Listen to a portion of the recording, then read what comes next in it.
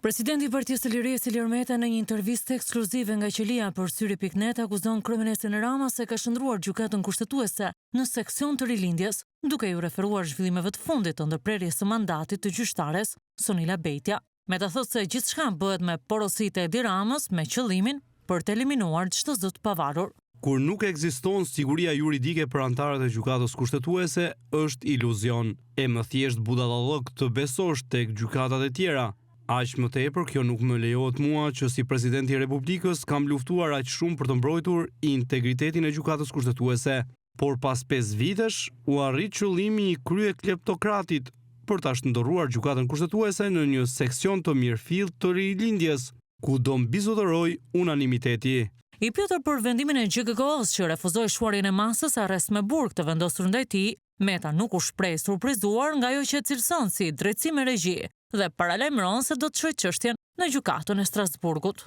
Ne duhet të ecim drejt gjykatës së Strasburgut, pasi në një vend ku antarët e gjykatës kushtetuese detyrohen në mënyrë më absurde të ndërpresin mandatin plotësisht kushtetues të kolegës së tyre, vetëm për të realizuar ëndrrën e krye kleptokratit, pra për të zeruar çdo mendim pakice, nuk mund të presim as gjykim të rregullt, as të pavarur dhe as të drejtë.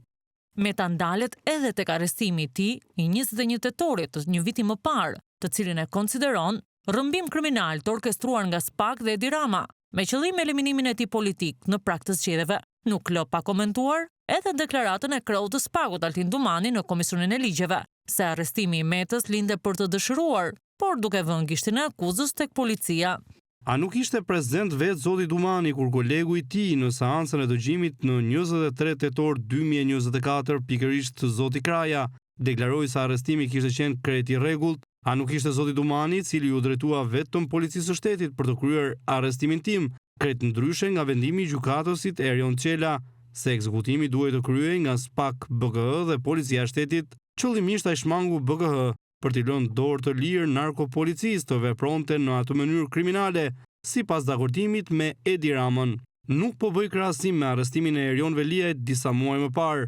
por po kaq i rregullt ishte vetëm një ditë para rrëmbimit tim, në 20 tetor 2024, arrestimi i ish-deputetit Qyrbja të Partisë Socialiste. Dhe më tej, pasi më bën kallëzimin në SPAK për veprimet e paligjshme të rrëmbim arrestimit nga policia, përse zoti Dumani ja kaloi çështjen prokurisë së Tiranës, ku në fund të ditës policia abuzoi me një urdhër arrestimi të SPAK-ut dhe jo të prokurisë së Tiranës. 2 ditë më parë, u bë një vit nga momenti i burgosjes së presidentit të Partisë së Lirisë Ilir Meta. Në intervistën për Syrin, Meta rrëfen 1 vjeçarin e tij në Qeli, ndërsa tha se ka filluar të shkruaj libra për vitet e tij në politik, që do të botohen në 30 vitet e ardhshme, kur të ketë përfunduar karrierën politike. Meta thekson se është përqendruar tek historia e vërtetë e reformës në drejtësi dhe se ndjen detyrim moral, politike e kombëtar që vetëm bazuar mbi fakte dhe të vërteta, t'u tregoj të gjithë shqiptarëve se si ndodhi ai që cilëson grushti i shtetit më unik dhe i pabes në një vend antar të Këshillit të Evropës.